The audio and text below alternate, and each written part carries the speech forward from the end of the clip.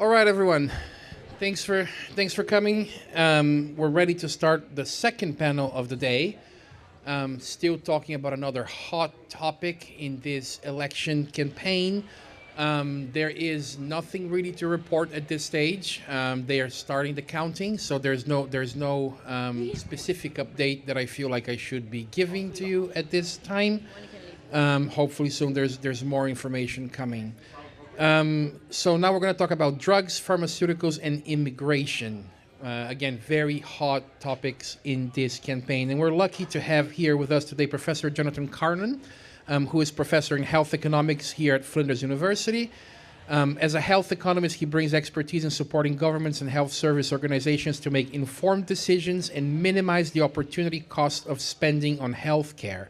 His recent research has estimated the opportunity cost of decisions to fund new technologies, which provides the first empirical estimate of the cost-effectiveness threshold in Australia, which is a critical input to funding decisions. Thank you for being here today with us, Jonathan. And we have Dr. Philip Johnson, who is lecturer in government here at Flinders University. His research interests include Latin American politics, Mexican politics and history, crime and insecurities, and more. Prior to joining Flinders University, he was completing his PhD in the US, and he also lectured at Princeton University in New Jersey. So thank you for joining us today, gentlemen. Very interesting topic. Let's start with Jonathan. Let's start with drug pricing. So how do you think drug pricing and pharmaceutical lobbying influenced U.S. politics in this election cycle? And what reforms do you think would be important to consider to address these issues in the U.S.? Okay, thanks. So it might sound like a bit of a dry topic, pharmaceutical pricing, but it's actually a huge topic around the world, but in particular around the US, because for a long time, the US have been concerned that they're paying a lot more for their pharmaceuticals than other countries around the world. And there was a recent study in 2021 that looked into this in a lot of detail and concluded that, yes, the US are paying almost twice as much on average as other countries around the world. And so what they've done in the past is they've tried to put pressure on other countries to pay more for their drugs. So through the World Trade Organization and trade arrangements, they've tried to put pressure on Australia as one of those key countries to pay more for their drugs. And it's worked to some extent, but not as much as they would have liked to. And so they're still paying twice as much on average. And so what they've turned to now is trying to get pharmaceutical companies to reduce the prices they charge in the US. And so both parties have put forward policies around that, but quite different approaches. Absolutely. Philip, moving a little bit into, so we put together in the panel drug and immigration, right? Pharmaceutical prices, drug and immigration. So drug and immigration, you have a lot of expertise in Mexico, so you've done significant research in there. Can you explain to us why drugs and immigration? What's the link between the two issues currently in U.S. politics? Sure, absolutely. Sorry. I think it's mostly a fairly false link. They get tied together, like illicit drug trafficking and immigration get tied together as border issues and as a chance to show that governments, political parties are tough on border issues, right? But these things don't cross, these people and objects don't cross the border in the same ways, and they're intertwined only loosely in that traffickers and criminal organizations in Mexico often traffic drugs and sometimes play a part in trafficking people, right? But even that sort of trafficking of people is not usually direct. It's usually things like charging taxes, aka extortion, on human smugglers or migrant guides who try to bring people into the US, right? So the common theme is the border.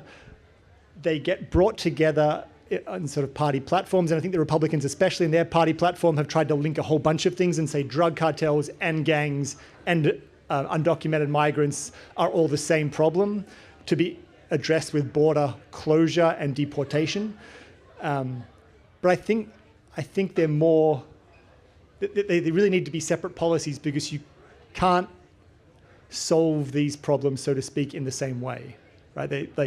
For one thing, the question of migration is fully legal, and when migration is talked about, it's asylum seekers that are being talked about, and they have a legal right to enter the United States and plead for asylum, whereas illicit drugs don't work in that way at all, right? So it should be very different mechanisms that will have the biggest part to play in limiting illicit drug flows and also shaping how migration and asylum is handled by the United States. Thank you. To me, there's something interesting in this election cycle, which is, I think both these issues, both pharmaceuticals and the pricing of drugs in particular, and the illicit drugs, relate to foreign policy stances that Trump has taken during the campaign cycle. So, in terms of his, he's learned about tariffs at a certain point during his first term, right? And now he's talking about putting tariffs on literally everything. He has mentioned he wants between 10 and 20% tariff on all goods produced overseas and imported to the United States. He wants 60+% tariffs on China. He has said, 100, 200, 1,000% tariffs on cars made in China. He has threatened the other day specifically singling out Mercedes and BMW, so German cars, that currently have about 2.5% tariff to import in the U.S. He has threatened them with like 100, 200, whatever, right? Who knows what he actually means. But the bottom line, and something that has been mentioned, is that a lot of pharmaceuticals are produced outside of the United States and then imported into the country. So what do you think? They already have an issue with the price of drugs in there. In particular, I think the one that was mentioned is the initiative that the Biden administration took in making insulin much cheaper for insulin. Of course, is a very necessary drug for people who need it. And so Harris has talked about this in particular as an accomplishment of the administration. But do you think this stance on tariffs will have a catastrophic impact on drug pricing potentially in the U.S. if Trump is elected? I don't think so, and I think that's mainly because the pharmaceutical industry is so strong in the U.S. and a lot of pharmaceutical companies are based in the U.S. and there's a lot based in Europe. So there would potentially be some issues there, but they've just been so strong in a lobbying sense in the past that they've given the U.S. government some easy targets. So, for example, as a result of lobbying, Medicare in the U.S., which is equivalent to Medicare here in Australia, but only covers care for people aged over 65. By law, they were banned from negotiating drug prices, which just seems absolutely crazy. But that's a result of lobbying, and so that's what you were referring to there with the Democrats. In the recent term, brought in the what's it called, the Inflation Reduction Act, which included the issue around the insulin, but it also allowed Medicare to negotiate prices for the first time, and they selected 10 medications, which were 10 of the most high-cost medications, and the Congressional Budget Office has estimated that over 10 years, just with those 10 drugs, Medicare is going to save $100 billion. So there's a lot of low-hanging fruit that any of the candidates could pick on to reduce those kind of costs. Absolutely. And Philip, when it comes to the war on drugs instead, what I've heard is that Trump is evoking an ancient piece of legislation to essentially authorize military action against foreign countries that are dangerous. And some have even ventilated the possibility that he may consider drug cartels in Mexico as an entity that controls the territory, and therefore it's essentially the equivalent of a sovereign state, and he could unilaterally launch military operations against them. What do you think of this? What do you make of all of this? Is this one of those empty Trump threats, or is it a thing that can happen in the future? Great question. Some of my students are here and have heard me wax lyrical about the war on drugs, so here we go again, guys. So a big part of what's happening, I think, is the externalization of an internal problem for the US, especially because the main cause of overdoses and overdose deaths in the US is opioids, especially synthetic opioids, which comes primarily or especially came from prescription drugs and now comes from things like fentanyl, right, like synthetic opioids. That's a problem that starts with how the pharmaceutical industry is regulated and the sort of impunity that some big pharmaceutical companies could operate with as they marketed their synthetic their opioids, right? But that's a hard sell, right? To make the overdose problem and the opioid problem something that is about corporate regulation. It's a little easier to make it a question of going after foreign entities that are smuggling drugs into the country to poison Americans, right? So this is sort of the discourse on both sides. So an example that stands out to me, Biden, since Biden has been president, one of the most important kingpins of a drug cartel in Mexico has been caught. He was caught in this bizarre sting operation where he seems like he was kidnapped and flown to the US and then arrested. This guy's been operating for over 40 years, has trafficked presumably, tractor trailers and tons of drugs of cocaine and heroin into the United States, but he's primarily being prosecuted as a fentanyl trafficker and distributor. And I think that's because it's a convenient way to say fentanyl is Mexican, therefore it's a Mexican problem. Therefore, the foreign relations part of this is that the US can lean on the Mexican government to do something about this rather than looking at internal problems and treating fentanyl and opioids as a public health problem, right? To then get to the question of war, if the drugs are flowing from Mexico and if the cartels are responsible for that, yes, Trump has come up before, Republicans have come up before with the idea that therefore there should be some sort of war on cartels or some sort of like terrorist designation for cartels.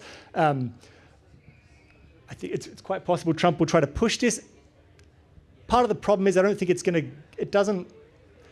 very expensive and it doesn't help in the actual doing of it. Trump will look very cool and say, like, I'm declaring war on some of these bad guys. Look how big their guns are. Look how big American guns are. Let's go. But cartels don't operate like armies. They don't even operate like a lot of terrorist organizations. They're very well funded through their trafficking. They also operate locally much more by things like controlling the police rather than just like a standing army. So any sort of actual meaningful declaration of war on these guys would be declaration of war on municipal cops in border towns in Mexico. Trump might declare it. I don't know how that would play out short of just declaring war on all of Mexico, which I think even Trump is not about, right? And that's one of those places where the sort of economic nationalism breaks down. If he actually wanted to do that, that would be catastrophic for border economies, both sides of the border, right? So at that point, I think he's probably talking more about the show of it and less the actual doing of it. So before we open to questions from the audience, what I'll do, I'll ask you a final one, and I'll be a little bit out there. So I apologize for that, but I'd like to get your sense, like as someone who observed the process of these elections. No, for what concerns drugs and illicit drugs and immigration, that was supposed to be like a major feature of the election. If those of you who, probably none of you, but I did, watch the Republican National Convention every second of it, it was way out there, right? It was fentanyl and immigration, dangerous immigrants, etc., and like this terrible drug that is coming from Mexico, as you said. That's the rhetoric that they put forward. Then Trump went a bit off script and it kind of like dropped down. So the exit polls I saw this morning had immigration as the least concern, right, issue. It's all about the economy and it's all about the the women's rights is also up there, but immigration dropped down. Price of drugs, it's a massive issue in the United States, as we all know. Healthcare in general is a massive issue in the United States. It doesn't even feature then in the questions of the exit polls, right? What will happen? Does cost of living feature in the exit polls? Well, it does, but to what extent do you think that people are thinking of that specific part of cost of living, right? Well, I mean, there's been certainly some talk around, and certainly media articles around people not being able to buy food because they can't afford it because of the cost of their drugs. I mean, obviously that's a relatively small proportion of the population, but I've certainly seen a reasonable number of articles around that in the media. So, yeah, it may not be coming up as a specific issue, but I think it does feed into cost of living. Absolutely. Yeah. But you do think that voters are thinking of that as part of the cost of living issue? Because it's again, when they're presenting the issues one by one, they're if it isn't there, of course it is part of it, but they're presenting as a single, the inflation as being the major issue. So you think that people are thinking of this? I think some people will be, certainly, and it's a component. And I think people who've been watching the news around that will have seen these. They're kind of they're alarmist stories maybe, but they do occur that people are not being able to buy food because they've got to pay for the medicines, or vice versa. They're not buying the medicines. Absolutely. Absolutely. It's been a problem for many years in the U.S., right? How about immigration, Philip? So I think part of what we're seeing this year is interesting because the Republican Party is sort of shaping the debate about immigration, but they're doing it in a different way certainly than 8 years ago. And maybe even than 4 years ago, right? Now Trump is talking much more about deportations and less about things like building a wall. And I think that's partly because the Republican sort of position has changed from there's a threat outside our borders and it might come in, and they're now talking about the threat is inside our borders and we want to chuck it out, right? And part of that change, I think, really is a pretty cynical Democrat strategy to say we're going to try and cut off Republicans on the border and immigration by going pretty conservative on the border and immigration, right? It's not that different to what's happened in Australia, right? It's a pretty hardline position that both parties take. The Biden administration offers ways for asylees to request asylum and that sort of thing, but has still invested in sort of controlling the border and limiting these sorts of things, and especially controlling other borders, like Mexico's borders, to stop migrants entering Mexico to enter the US, right? So because Democrats have drifted quite far to the right in terms of their immigration policy, it's changed what Republicans are doing to claim the sort of strongman position on that, right? Which is why we now have, not that immigration itself is the problem, but immigrants lead to crime, like Haitians supposedly kidnapping and eating pets, or Venezuelans supposedly sort of turning Colorado into a slum. So it's become this immigration leads to crime. Crime is an internal problem. The only way to clean up cities and suburbs is to deport en masse, right? This is bad on all fronts. This is bad because it's sort of a collapse of the Democrats in terms of having their own border policies. It's allowed Republicans to move even further right in order to sort of claim a separate position. Whether it's credible, like Trump wants to have the biggest deportation sweep the country's ever seen.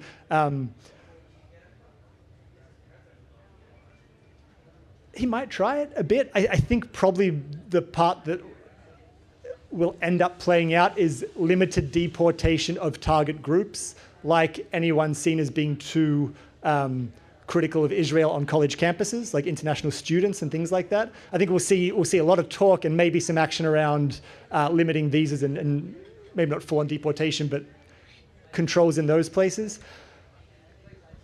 Whether there's a bigger deportation program in place, it's hard to imagine, partly because Trump is targeting the lowest hanging fruit and a lot of fictions and lies around where the problems are in immigration. So if he actually wants to do an immigration deportation, he's not going to be coming after like pet-eating immigrants in Ohio or like armed gang members in balaclavas. He's going to be coming after like laborers, right? Like he's going to be coming essentially after the laborers who support the meat industry and agriculture in the United States. So doesn't mean he won't put on the show of deportation, but I think it's sort of it's more about electoral politics and capturing that hardline stance on the border. Makes sense. So why don't we open out to questions from the audience? Kat, are you out there with the microphone? I can't see you. Nope. Okay, I will go out with the microphone. Do we have any questions? Sorry.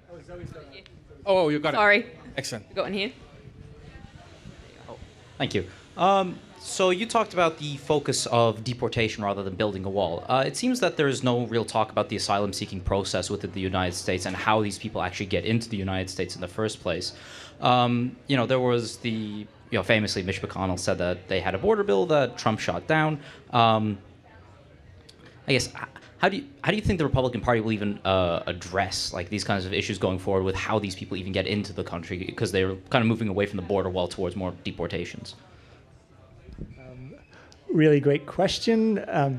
Some of my students have heard me talk about this as well with migration, right? There's been a pivot in the US over Biden's years, and even before that, but especially recently, away from asylees trying to cross sort of unwalled or unpatrolled parts of the border to then claim asylum, to instead now moving through main ports of entry, right? So people seeking asylum will drive cars through the border between Tijuana and San Diego or into Texas, present themselves to Border Patrol officers and say, I request asylum, please start the legal process, right?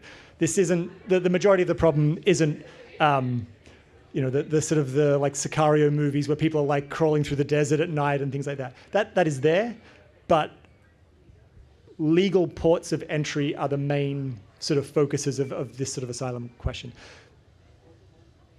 Whether there can be, and some of like Trump's policies like remain in Mexico when he was president were to say you cannot enter the country to wait for your asylum case. You can declare for asylum, you go back to Mexico and wait. A little bit like Australia's Pacific Island camps. The idea is leave people in horrible conditions or just don't provide any support. And like, if you stick around, we'll hear your asylum case. But if it's too hard to live in, a migrant shelter or a tent city on the border, then maybe you'll leave and you won't be our problem anymore, right? So that's been Trump's approach. The Democrats have walked some of that back.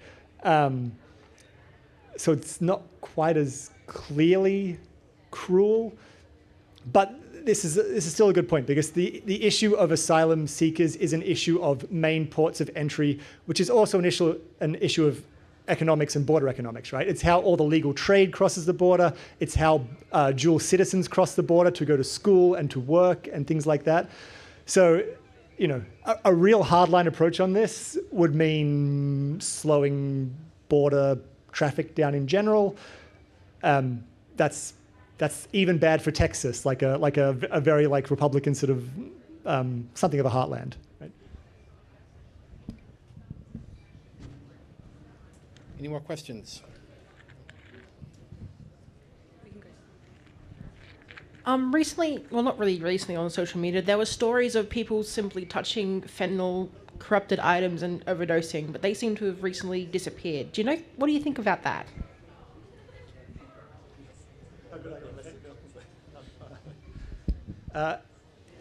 What little I know about the sort of biopharmaceutical world of fentanyl is that it's mostly been a panic.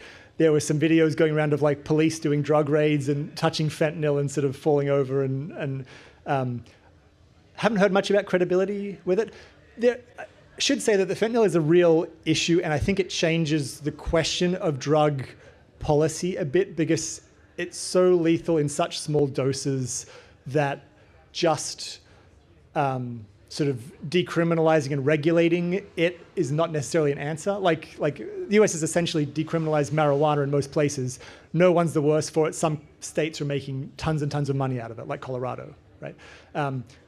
That's not going to work with fentanyl, or not in the same way. So there is a real concern there, and there is a concern with it getting into other drugs and cutting other drugs. The US looks like it has high rates of cocaine overdoses, but it seems like most overdose deaths are cocaine cut with fentanyl, right? Cocaine historically doesn't cause that many overdose deaths. So the magic touch of fentanyl, I think, is a bit of just like a panic. The reality of this being a really pernicious drug and the way it's being used being really damaging and hard to do anything about is real. But it's a domestic policy issue primarily. Yeah. Professor Karnon, you discussed earlier about the Inflation Reduction Act, how a few drugs that were subsidised by the government. I've been seeing all around online the last few months how insulin is reducing those prices would be a very popular policy prediction. Do you see either party bringing that policy forward over the next 4 years? Yeah, so the two parties have got quite different approaches. So the Democrats, or Kamala, has already said that she's going to extend that. So they've started with 10 drugs, but they're going to extend it each year. Having said that, those 10 drugs don't take effect until beginning of 2026. So it's still a bit of a time, and it takes a long time to get these things going. So yeah, so Kamala said that. She's also said that she's going to extend it into the private sector, which she's been less clear on how she's going to do that because it's a completely different system in the private sector. They can already negotiate, and the issue there is more around supply chain costs. So you have these pharmacy benefit managers who are in that supply chain. They bump up costs, and it's all a little bit unclear how that works. So that's their main policy. Trump has tried benchmarking in the past, so he's kind of said we should be looking at how much other countries are paying, and we pay the same. And so in his first term, he tried to bring that in. The pharmaceutical companies sued him, or sued the government, and the courts blocked it. So he's been a little bit less clear on what he's actually going to do, but he's talked about obviously trying to get a fairer deal, but the mechanics are less clear.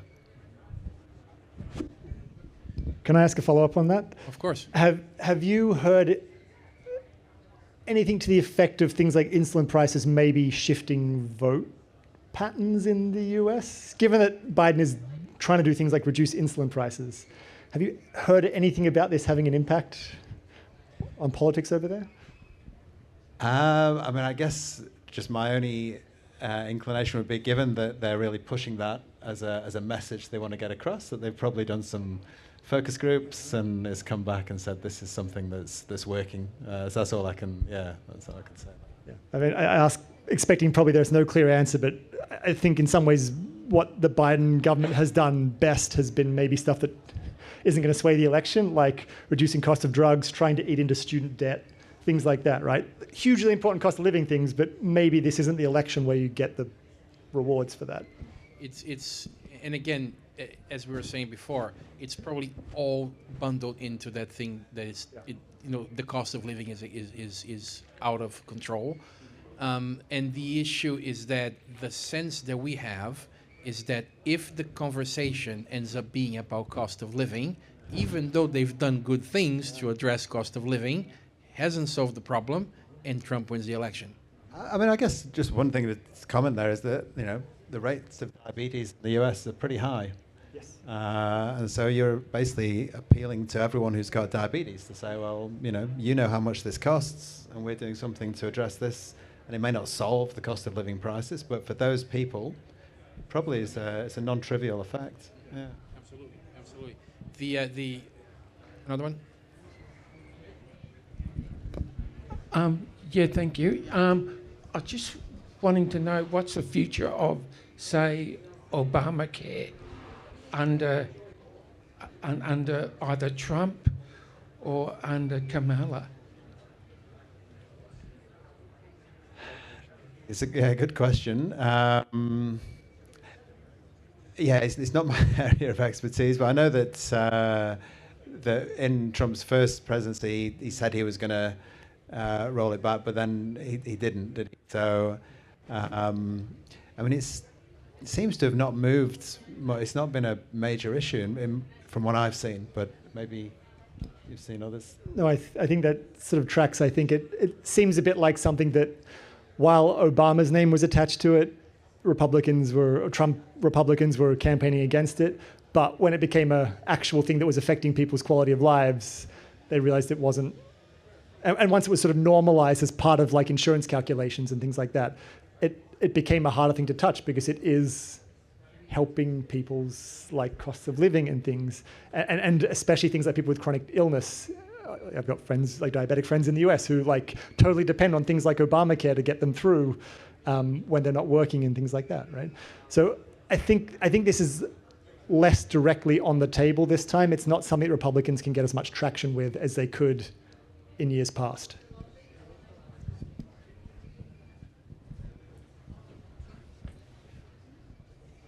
Hey, is the global legal right to asylum degrading with the rise of nationalism and just the migration that we're probably going to expect because of climate change and political unrest? Yes. I think like the shortest answer is yes. And I think it's, I think what I said just before about the sort of fairly craven approach of the Democrats to migration policy is a reflection of this. I think it's quite similar here. Some parts of Western Europe as well, right? It's been hard for center-left or progressive parties to gain much traction against nationalism on this. So there's been a bit of a collapse. And the right to asylum is now more a matter of complex protocols and did you download the app at the right time and have you seen the right border patrol agent and now can you go back and wait in Mexico or offshore or whatever for a long time? I think that right was probably always fairly precarious, but there's no party in the US election that's like a really proud like champion of like refugee rights or something like that, right? And I think like the Biden administration is going to let lapse some of the current policies they have in place to extend protections to, I think, Venezuelans, Haitians, Nicaraguans, and Cubans, all groups mostly fleeing political persecution and coming to the US. Even those sort of temporary protected statuses are disappearing. So even that level of a sort of asylum is sort of crumbling. Yeah. There was another question in the back. Yeah. To kind of piggyback on that, do you think with the sanctuary cities, looking at immigration, a lot of those cities are struggling with the infrastructure, with a lot of the states like Texas sending recent migrants up to their cities and they're struggling to manage that? Do you think that's going to be a highly unpopular thing that might be rescinded? The part about the sanctuary cities or the part about the busing?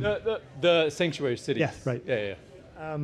Great question. I think this is something Republicans have done fairly effectively, and not just Trump federal Republicans, but coordination between different Republican state governments. So things like the Republican governor of Texas busing newly arrived migrants to Denver, to New York, to other Democrat cities in other parts of the country, saying if you like migrants, take them.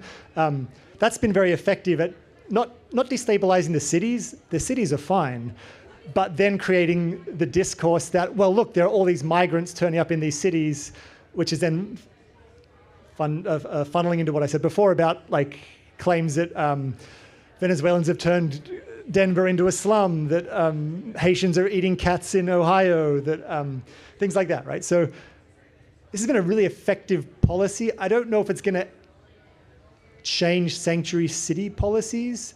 It's also not clear what this does outside of elections, whether it's still something that like the governor of Texas wants to do if there's a Republican president. Maybe. I mean, there's still a cost burden sort of thing there. Send them off to New York or Chicago. But what this mostly is at the moment, I think, is about an electoral strategy more than about even trying to get rid of sanctuary cities. Excellent.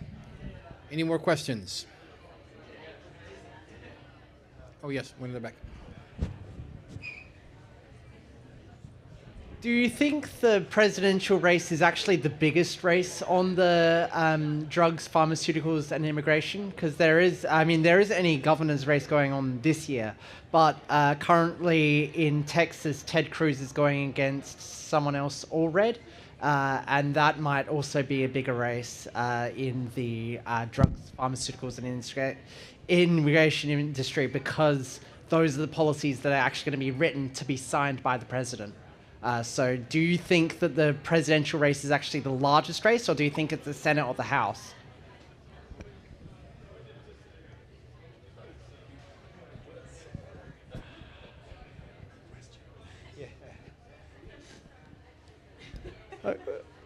I think you're right to say, both in terms of federal seats in Congress and in terms of state governorships, and potentially also in terms of states that bring legal cases that might make it to the Supreme Court. You're right that in all these ways, strategies to affect drug prices and things like that start very local and go federal.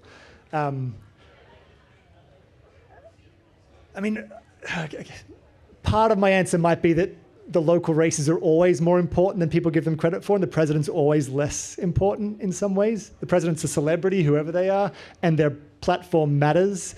But the reason the Supreme Court has made the decisions it's made in recent years is because of judicial activism at lower levels and people making sure they can get their cases seen in the right courts in the right states to eventually get them seen by the Supreme Court, where they think they'll get a sympathetic hearing if it's that kind of case, right? So yeah, local elections matter a huge amount, maybe more than we give credit for. I suppose with respect to the Supreme Court, it's who appoints the people to the Supreme Court that matters. So whether that's going to matter in the next term, because I don't think there's anyone scheduled to drop off the Supreme Court in the next term. But obviously in Trump's first term, that was a huge issue, wasn't it? Yeah, that is a fantastic point, because but we will be talking about Congress and congressional elections at 4 p.m. today. We wanted to schedule that later in order to know a little bit of what's happening.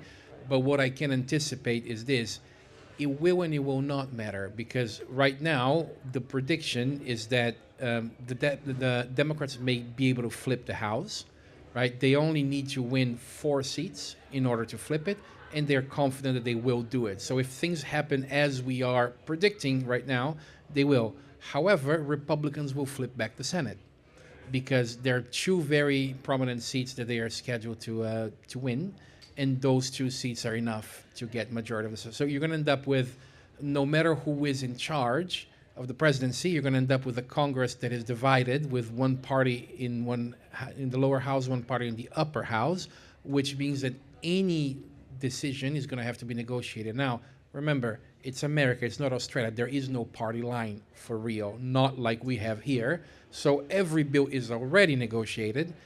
So it again, come back at 4 p.m. We'll talk more about that. How about that? Otherwise, we won't finish this.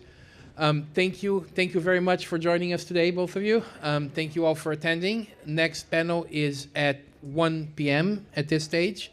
We'll continue watching the results. Hopefully, we have something else to report later. Thank you.